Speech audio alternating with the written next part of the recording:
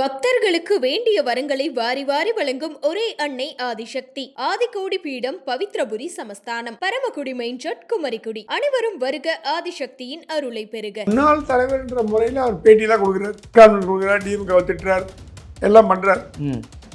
அவர் ஏன் ஆக்டிவா இல்லைன்னா, அவர் ரொம்ப ஆக்டிவா போனார் வச்சுக்கோங்க, அது நைனாரை டவுன் பண்ற மாதிரி. ஸோ அண்ணாமலைக்கு டெல்லியிலேருந்து கிடைக்கிற சிக்னல் எல்லாமே யாரோ கொளுத்தி போட்ட வெடிங்க, அண்ணாமலை தனி கட்சி ஆரம்பிக்க போகிறாரு. அது அண்ணாமலை சொல்லி கொளுத்தி போட்டாங்களா, சொல்லாமல் கொளுத்தி போட்டாங்களா, அவங்களே பண்ணாங்களா தெரியாது. ஆனால் அந்த சரவெடியோட வாசை டெல்லி காதில் விழ ஆரம்பிச்சிச்சு.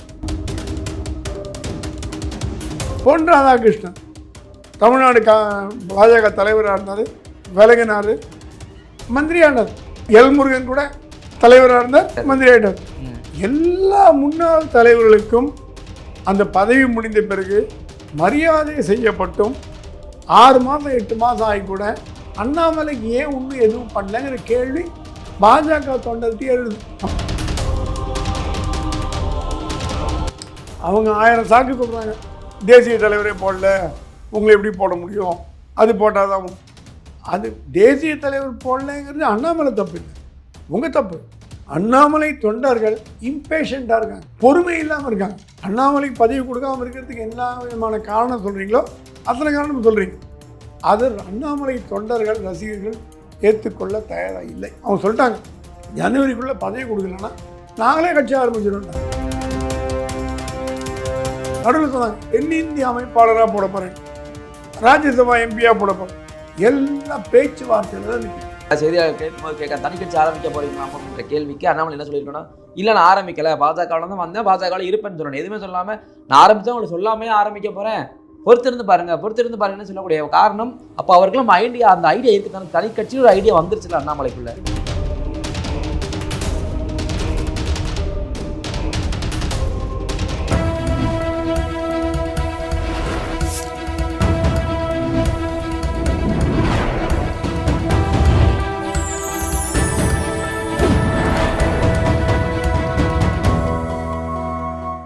சேனல் 5 தமிழ் நேயர்களுக்கு வணக்கம்.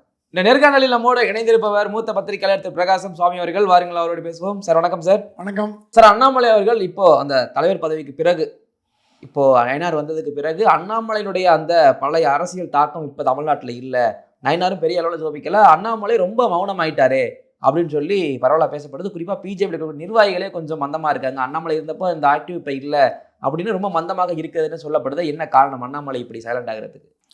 முன்னாள் தலைவர் என்ற முறையில் அவர் பேட்டியெல்லாம் கொடுக்குறாரு, ப்ரெஸ் கான்ஃபரன்ஸ் கொடுக்குறாரு, டிஎம்கே திட்டுறார், எல்லாம் பண்ணுறார். அவர் ஏன் ஆக்டிவாக இல்லைன்னா, அவர் ரொம்ப ஆக்டிவாக போனார் வச்சுக்கோங்க, அது நைனாரை டவுன் பண்ணுற மாதிரி ஆகிடும். இது அண்ணாமலைக்கு ஸ்ட்ராட்டஜி தெரியும், அவர் போலீஸ் அதிகாரியாக இருந்தவர், அரசியல்வாதி, எல்லாம் தெரியும். அவரை முன்னின்று அரசியல் செய்தால் பாஜக நல்லது தான், இல்லைன்னு சொல்ல. ஆனால் நைனாருக்கு அது பாதகமாக முடியும். கம்பேர் பண்ண ஆரம்பிச்சுடுவாங்க.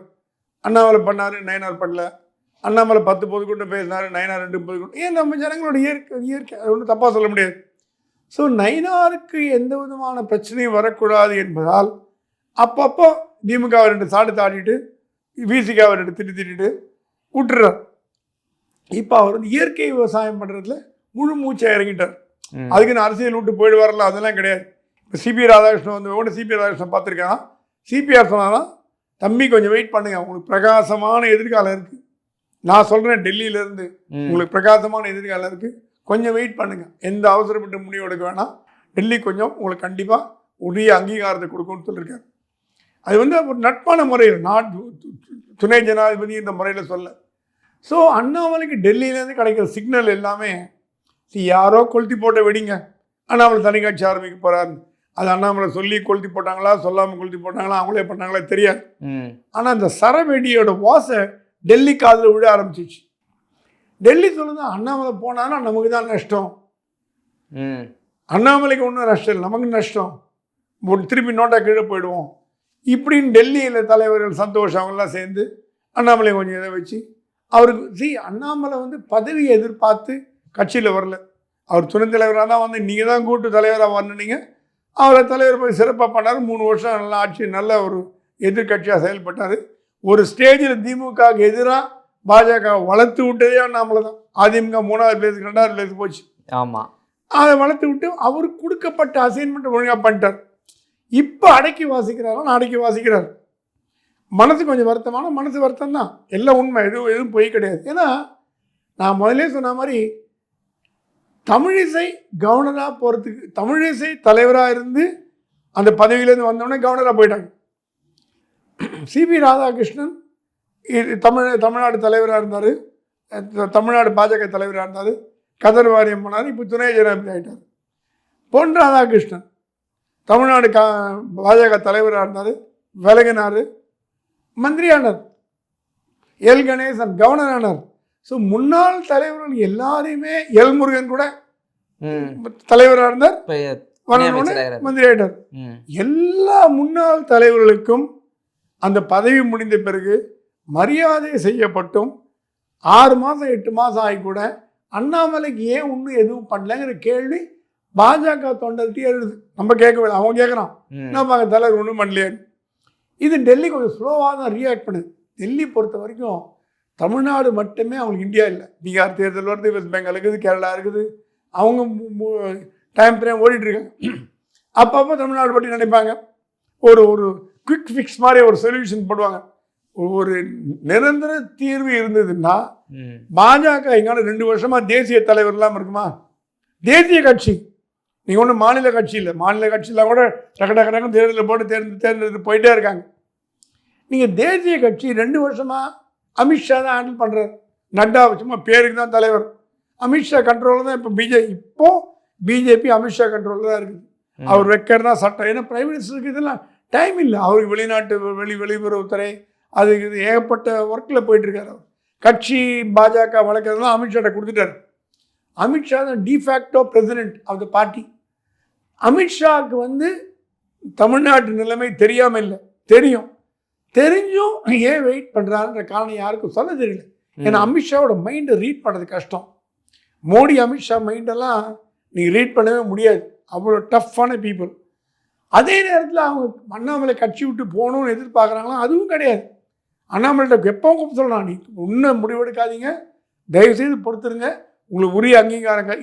இவங்க திருப்பி கிளிப்புள்ள மாதிரி சொல்கிற ஒரே வார்த்தை தான், கட்சி விட்டு போகாதீங்க, உரிய அங்கீகாரம் கிடைக்கும், உரிய மரியாதை கிடைக்கும், திருப்பி பழையமாக நீங்கள் பெரிய பொறுப்பு வருவீங்க அப்படின்னு சொல்கிறாங்க. இது எத்தனை நாளைக்கு அண்ணாமலை கேட்டுட்டு இருப்பார்? எத்தனை நாளைக்கு அண்ணாமலை நம்புவார்? எத்தனை நாளைக்கு டெல்லி சொல்லும்? அப்படிங்கிறது போக தான் பார்க்கணும். இல்லை, சிபிஆர் அவர்கள் இந்த கருத்தை அண்ணாமலை அவர்களை சொல்கிறாரு அப்படின்னா அண்ணாமலை அவர்கள் தனி கட்சி ஆரம்பிக்க போறன்ற தகவல் சிபிஆர் வரைக்கும் போயிருக்கு. டெல்லி வரைக்கும் போயிடுச்சு. சிபிஆர் சொல்லக்கூடாது, டெல்லி பாஜக வரைக்கும் போயிடுச்சு. டெல்லிக்கு போய் இன்டெலிஜென்ஸ் ½ போயிடும். பிரைம் மினிஸ்டர் டேபிளுக்கு போயிடும், ஹோம் மினிஸ்டர் டேபிளுக்கு போயிடும். அப்ப இந்த தனி கட்சி அப்படின்ற ரூமர் கிடையாது, இது ஒரு நம்பகமான தன்மையா தானே இந்த பதில் போயிருக்கு. இல்ல, இது தனி கட்சி ஆரம்பிக்க போகிற வாய்ப்பு இருப்பதாக ஐபி ரிப்போர்ட் போயிருக்கு. ஃப்ரெண்ட் ஐபியில் சொன்னாரு, தனி கட்சி ஆரம்பிச்சிருவாருன்னு போடல. நீங்க இன்னும் அவரை புஷ் பண்ணிட்டே இருந்தீங்கன்னா அவர் தனி கட்சி லெவலில் கொண்டு விட்டுருவீங்க அப்படின்ற ரிப்போர்ட் தான் ஐபியில் போயிருக்கு. அதனால டெல்லி இதற்கு மேலேயும் தாமதம் பண்ணிட்டுன்னா அவங்க தரல, அவங்களே மண்ணவாரி போடுற மாதிரி நம்ம ஒன்றும் பண்ண முடியாது. இன்னும் 3 மாதம் ஒன்றும் பண்ணல வச்சுக்கோங்க. 1 வருஷம் அண்ணாமலை அடிச்சுவா பொறுத்துட்டு இருக்க முடியாது. அவரெல்லாம் ஆக்டிவ் மேன், தீவிரமான ஒரு ரசிகர் படையை உண்டாக்குனவர். இப்போ அண்ணாமலையை விட அவரோட தொண்டர்கள் ரசிகர்கள்லாம் தலைவா அண்ணம்மா இந்த மாதிரி பண்ணிட்டாங்களே அவங்கள கட்சின்னு. இவங்க அத்தனை பேர் பாஜக எதிராக வேலை செஞ்சாங்கன்னா பாஜக நோட்டா கீழே போயிடும். சார், இப்போ நீங்கள் சொல்கிறபடி பார்க்கும்போது சமீபத்தில் அண்ணாமலையினுடைய ரசிகர் மன்றம், அந்த நற்பணி மன்றம் பேரில் ஆரம்பித்தாங்க ஊரில். ஆனால் அண்ணாமலை அவர்கள் என்ன சொன்னால் ட்வீட் போட்டார்னா, இல்லை இப்படி எதுவும் ஆரம்பிக்காதீங்க, என் பேர்லாம் எதுவும் ஆரம்பிக்காதீங்க, என் மேலே உள்ள அன்பில் அப்படி பண்ண வேண்டாம்னு சொல்கிறாரு. இந்த சொல்ல வேண்டாம் செய்ய வேண்டாம்ன்ற கருத்துக்கள் எல்லாம் இந்த சிபிஆர் மாதிரியான தலைவரிடமிருந்து வரக்கூடிய கருத்துக்காக தான் இந்த மாதிரி ஹோல்ட் பண்ணுறாரா எல்லாத்தையும்? இல்லை, சிபிஆர் மட்டும் சொல்ல மாட்டேன். சந்தோஷோட வந்தார் சென்னைக்கு, சந்தோஷ் சொல்லிட்டு போனார், நீங்கள் ஒன்றும் அவசரப்படாதீங்க. அவர் வீட்டுக்கே போனார், அண்ணாமலை வீட்டுக்கே போனார். போயிட்டு நீங்கள் ஒன்றும் அவசரப்படாதீங்க, எந்த முடிவு எடுக்காதீங்க, அவசரப்படாதீங்க, உங்களுக்கு உண்டான அங்கீகாரத்தை டெல்லி திருப்பி சொல்றதெல்லாம் உங்களுக்கு உண்டான அங்கீகாரம் வழங்கப்படும், கொஞ்சம் பொறுமையாக இருக்கும். அவங்க 1000 சாக்கு சொல்கிறாங்க, தேசிய தலைவரே போடல, உங்களை எப்படி போட முடியும், அது போட்டால் தான். அது தேசிய தலைவர் போடலைங்கிறது அண்ணாமலை தப்பு இல்லை, உங்கள் தப்பு. அண்ணாமலைக்கு பதவி கொடுக்காமல் இருக்கிறதுக்கு எல்லா விதமான காரணம் சொல்கிறீங்களோ அத்தனை காரணம் சொல்கிறீங்க. அது அண்ணாமலை தொண்டர்கள் ரசிகர்கள் ஏற்றுக்கொள்ள தயாராக இல்லை. அவங்க சொல்லிட்டாங்க, ஜனவரிக்குள்ளே பதவி கொடுக்கலன்னா நாங்களே கட்சி ஆரம்பிச்சிடும்ட்டாங்க. அண்ணாமலை தொண்டர்கள் இம்பேஷண்டாக இருக்காங்க, பொறுமை இல்லாமல் இருக்காங்க. அண்ணாமலையே பொறுமை காக்கிறார். அண்ணாமலை இது வரைக்கும் பாஜக எடுத்து ஒரு ஸ்டேட்மெண்ட் உள்ள ஒரு இடத்துல கூட பாஜக விட்டு கொடுக்காம பேசுகிறார். அதை நம்ம பாராட்டணும். மனசு வார்த்தை இருந்தால் கோவத்தில் வந்துடும், ஆடா என்னப்பா பாஜக பாயா, நான் எவ்வளோ வருஷமாக கஷ்டப்பட்டேன். அந்த மாதிரி எந்த ஒரு ஸ்டேட்மெண்ட்டும் விடாதனால அண்ணாமலையும் சரி கொஞ்சம் வெயிட் பண்ணி பார்க்கலாம் அப்படின்ற மனநிலையில் இருப்பாரோ அப்படின்னு தோணும். இல்லை, சமீபத்தில் செய்தியாளர் கேட்கும்போது தனி கட்சி ஆரம்பிக்க போறீங்களாம் அப்படின்ற கேள்விக்கு அண்ணாமலை என்ன சொல்லியிருக்கணும், இல்லை நான் ஆரம்பிக்கல, பாஜகவில் தான் வந்தேன், பாஜகவில் இருப்பேன்னு சொல்லணும். எதுவுமே சொல்லாமல் நான் ஆரம்பித்தா உங்களுக்கு சொல்லாமே ஆரம்பிக்க போகிறேன், பொறுத்திருந்து பாருங்கன்னு சொல்லக்கூடிய காரணம், அப்போ அவர்களும் ஐடியா, அந்த ஐடியா இருக்குதானே, தனி கட்சி ஒரு ஐடியா வந்துருச்சுல அண்ணாமலைக்குள்ள. ஒரு கேள்விக்கு நம்ம நினைக்கிற மாதிரி பதில் தலைவர்கள் சொல்லணும்னு எதிர்பார்க்க முடியாது. புரியுதா உங்களுக்கு? நம்ம என்ன பதில் எதிர்பார்க்கிறோமோ அதை அவங்க சொன்னாதான் நம்ம திருப்தி அடைவோம். ஆனா அவங்க அந்த மாதிரி சொல்லணும்னு நமக்கு அவசியம் கிடையாது. உங்களுக்கு தெரியாம ஏன் ஆரம்பிக்க மாட்டேன், ஆனா என்ன நடந்தாலும் உங்களுக்கு தெரிவிப்பேன்ற அர்த்தம் சொல்றாரு. ஆரம்பிச்சாலும் தெரிவிப்பேன், ஆரம்பிக்கலன்னா தெரிவிப்பேன். அங்க போய் பாஜக வர வேண்டிய அவசியம் இல்லை. ஸ்லிப் ஆகுறாங்க. சம்டைம் பேசும்போது எப்போ பார்த்தாலும் பாஜகன்னு சொல்ல மாட்டாங்க, கட்சிமாங்க, கட்சி மேலிடம்னு. இன்னும் கட்சின்னு டிஎம்கேவான்னு கேட்கக்கூடாது. அந்த கான்டெக்ட்ல எடுத்துக்கணும். அண்ணாமலை கான்டெக்ட்ல உங்களுக்கு தெரியாமல் நான் எதுவும் பண்ண மாட்டேன், ஆரம்பிக்கிறதா தான் உங்கள்கிட்ட சொல்லுவேன், ஆரம்பிக்கலாம் உங்கள்கிட்ட சொல்ல மாட்டேன் அப்படின்ற மின்னில் போருக்காது. கான்டெக்ட்ல எடுத்துக்கணுமே தவிர இங்கே வந்து பாஜக உள்ள இழுத்து நம்ம பண்ணுறது எனக்கு என்னமோ அது சரியாக பண்ணணும். ஓகே சார், தற்போது அண்ணாமலையினுடைய செயல்பாடுகள் என்னவா இருக்குதுன்னா, இயற்கை விவசாயம் ஊரில் தான் அவர் ஃபுல்லாக இருக்காரு அப்படின்னு நம்ம தகவல் வருது. அங்கே இருந்துக்கிட்டு இவருடைய அடுத்த கட்ட நடவடிக்கை என்ன செய்வார்னு நினைக்கிறீங்க? அந்த இயற்கை விவசாயம் மட்டும்தான் ஃபோக்கஸ் பண்ணுவாரா, இல்லை அரசியல் பக்கம் தனது பார்வையை வச்சுக்கிட்டு தான் இருக்காரு? இல்லை, அரசியலை விட்டு அண்ணாமலை போவார்னு நம்ம யாராவது சொன்னால் நான் ஒத்துக்க தயாராக இல்லை. அண்ணாமலைக்கு அரசியல் எதிர்காலம் பிரமாதமாக இருக்கு. ஒரு ஜோசியர் பிரகாரம் ஜனவரிக்கு அப்புறம் அண்ணாமலை பிச்சுட்டு போயிடுவாருன்றாங்க. அது வரைக்கும் அவரே வெயிட் பண்ணுறது காரணமே ஒரு ஜோசியர் சொன்னாராம், ஜனவரி வரைக்கும் அண்ணன் நீங்கள் பேசாமல் இருங்க, ஜனவரிக்கு அப்புறம் உங்களை கையில் யாரும் பிடிக்க முடியாது, நீங்கள் எங்கேயோ பெரிய பெரிய போஸ்ட்லாம் போயிடுவேன். அது ஒரு நம்பிக்கையிலையும் சரி 2 மாதம் கொடுத்து பார்ப்போம், அக்டோபர் நவம்பர் டிசம்பர் 2 மாதம் தானே, இவ்வளோ நாள் டைம் கொடுத்தாச்சு, இன்னும் 2 மாதம் டைம். ஆனால் அதே நேரத்தில் தமிழ்நாட்டு அரசியலையும் இந்திய அரசியலையும் கூர்ந்து கவனித்து வர்றார். எப்பப்போ ஸ்டேட்மெண்ட் விடணுமோ அப்பப்போ ஸ்டேட்மெண்ட் விடுறார். அந்த ஸ்டேட்மெண்ட் எல்லாம் பாஜகவுக்கு ஆதரவாக தான் இருக்கு. இப்போ திருமாவளவர் பற்றி பேசினார், கும்பகாரமாக பேசினார். அப்படி பேசினது பாஜக ஆதரவாக இருக்காங்க, ஆதரவாக தான் இருக்கு. ஸோ டபுள் எட்ஜ் இது கன்னும்பாங்க, இரட்டை குழல் துப்பாக்கி. அதாவது பாஜக ஒரு குழல், இவங்க ஒரு குழல். இது வரைக்கும் இப்படி தான் போகுது. ஜனவரிக்கு அப்புறம் என்ன நடக்கும்னு வெயிட் பண்ணி தான் பார்க்கணும். இப்போ இவர் ஒரு தவிர்க்க முடியாத அரசியல் தலைவர் அண்ணாமலை அப்படின்றது ஊர்ஜிதமாயிடுச்சு தமிழ்நாட்டில். அப்படி இருக்கும்போது சமீபத்தில் விஜய் அவர்களுக்கு இந்த கரூர் இஷ்யூ மிகப்பெரிய பிரச்சனையாச்சு. அப்போ அந்த இடத்துல எல்லாரும் விஜயை கார்னர் பண்ணாங்க, விஜய் மேலாம் தப்புனப்போ அண்ணாமலை அவர்கள் ஒரு முன்னாள் போலீஸ் அதிகாரியா சொல்றாரு, தப்பு அவர் மேல மட்டும் வைக்க முடியாது, நீங்களும் பாதுகாப்பு கொடுக்க தவறீங்கன்னு சொல்லி கவர்மெண்ட் பக்கம் திமுக பக்கம் திரும்பினார் அண்ணாமலை. அதாவது விஜய்க்கு ஃபேவரா அண்ணாமலை பேச ஆரம்பிச்சிட்டாரு அப்படின்ட்டு 2 வகையாக பார்க்கப்பட்டது. ஒன்று, பாஜகவோடு கொண்டு செல்ல போகிறாரா விஜயை அண்ணாமலை அப்படின்ற ஒரு நோக்கத்தில், இன்னொன்று தனி கட்சி ஆரம்பித்தால் விஜயோடு இணைந்து கொள்ளலாம் அப்படின்ற நோக்கத்தில் இப்படி சப்போர்ட் பண்ணியிருக்காருன்னு 2 விதமாக பார்க்கப்பட்டுச்சு. அண்ணாமலை ஒரு அரசியல்வாதி மட்டும் இல்லை, ஒரு போலீஸ் அதிகாரி. இந்த மாதிரி கிரவுட் மேனேஜ்மெண்ட் எல்லாம் நிறைய பார்த்துருப்பாரு. கர்நாடகாவில் அவர் பார்க்காத போராட்டமா, அவர் பார்க்காத கல்லறியா, சண்டையா, கோஷி பூசலா, ஜாதி மோதலாம் எல்லாம் பார்த்துட்டார் ஒரு ஐபிஎஸ் அதிகாரி. ஸோ அண்ணாமலைக்கு கரூரில் கரெக்டாக என்ன நடந்ததுன்னு தெரியும். ஒரு உயர் போலீஸ் அதிகாரி எஸ்பிக்கு என்ன தெரியுமோ அதை விட குறைச்சல் இல்லாமல் அவருக்கு தெரியும் என்ன நடந்திருக்கும்னு. அந்த அடிப்படையில் அவர் கூறியிருக்கோம் அரசியல் தலைவர் என்ற முறையிலும். ஒரு ஸ்டேட்மெண்ட்னால விஜயை பாஜக பக்கம் கொண்டு வருதுங்கிறது நான் ஒத்துக்க மாட்டேன். அண்ணாமலை ஸ்டேட்மெண்ட் கொடுத்தாலும் காரண பாஜக பக்கம் விஜய் வந்துடும் இல்லை. ஆனால் அண்ணாமலை இந்த தவறு, இந்த விஷயத்தில் விஜய் மீது மட்டும் தவறு இல்லை, அரசாங்கத்தின் மீது சில பொறுப்புகள் இருக்கின்றன அப்படிங்கிறத சொல்கிறது தான் அவரோட வேலை. விஜய்க்கு அவர் ஜாலரை அடிக்கல. நீங்கள் எல்லாம் பார்த்தீங்கன்னா அதில் விஜய் தப்பே பண்ணலீங்க, விஜய் ஒன்றுமே பண்ணலீங்க அப்படின்லாம் சொல்ல. விஜய் மீது குற்றம் இருந்தால் கூட இவர் மீது தப்பு இருக்குன்னு தான் சொல்லியிருக்காரு பொதுவாக. அது ஒரு ஸ்டேட்மெண்ட். இப்போ கரூரை பற்றி பேசாத தலைவர்கள் தமிழ்நாட்டில் யாருமே கிடையாது. எல்லாம் பேசிட்டாங்க. எல்லா சின்ன குட்டி தலைவர்கள் பெரிய தலைவர் வரைக்கும் அத்தனை பேர் பேசியாச்சு, அசம்பிளியில் டிபேட் பண்ணியாச்சு. அது இப்போ சிபிஐ வசம் போச்சு, அது இப்போ மேட்ரு முடிஞ்சு போச்சு. இனிமேல் அவங்க பார்த்துப்பாங்க.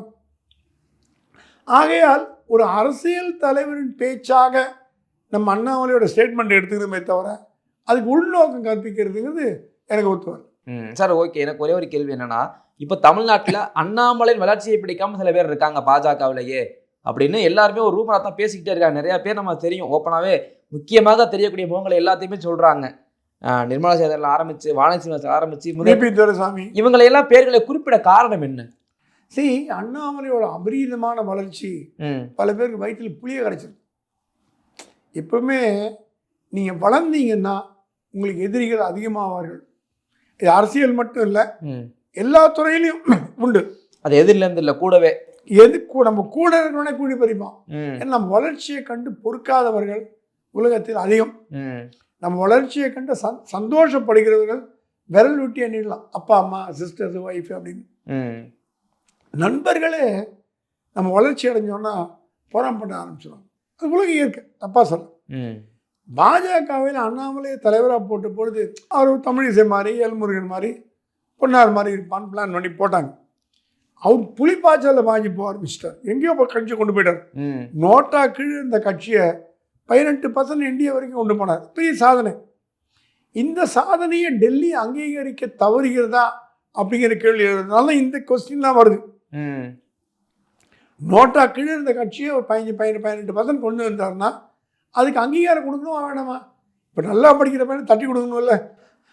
அது நம்ம பாராட்டு என்பது கலைஞர்களுக்கும் அரசியல்வாதிகளுக்கும் நம்ம பிடிக்கும். ஒரு எம்பி கிட்ட கேட்பார், நான் பார்லிமெண்ட் நல்லா பேசலான்னு கேட்பார். என்ன சார் ஃபஸ்ட் கிளாஸாக பேசுறீங்க, அது போதும் பார்ப்பார். அவங்க எதிர்பார்க்குறது நம்மக்கிட்டேருந்து பாராட்டு. நல்லா பேசினா பார்லிமெண்ட்டில், அசம்பிளி நல்லா பேசினா, கரெக்டாக இருந்தா, உங்களுக்கு புரிஞ்சுதா அப்படின்னு கேட்கக்கூடிய எம்பிக்கள், எம்எல்ஏக்கள் எனக்கு நண்பர்கள் அதிகம். ஏன்னா அவங்களுக்கு ஒரு ஆத்தென்டிகேஷன், நம்ம நல்லா பண்ணியிருக்கோம் அப்படின்னு. அந்த மாதிரி நல்லா பண்ணக்கூடிய அண்ணாமலையை ஏன் மத்திய பாஜக இன்னும் பெரிய பொறுப்பு கொடுக்கவில்லை? ப்ரொமோஷன் 5ஆம் கிளாஸ்ல 6ஆம் கிளாஸ் போவோம், 6ஆம் கிளாஸ் 7ஆம் கிளாஸ் போவோம். மற்ற மாநில தலைவர்களுக்கெல்லாம் பதவி போனவுடனே கவர்னர் பதவி கொடுத்தீங்க, மந்திரி பதவி கொடுத்தீங்கல்ல, அண்ணாமலை மட்டும் ஏன் பண்ணலன்னு வரும்பொழுது அப்போ தான் நீங்கள் கேட்குற மாதிரி டெல்லியோட உள்நோக்கம் இருக்கான்ற கேள்வி ஏன் வருதுன்னா, அண்ணாமலைக்கு அடுத்த பெரிய பதவி எதுவும் கொடுக்கப்படாதனால அந்த கேள்வி தொத்தி நிற்குது. அதான் காரணம். இப்போ கொடுக்காத விளைவாக தான் இந்த கேள்வி இந்த கேள்வி வருது.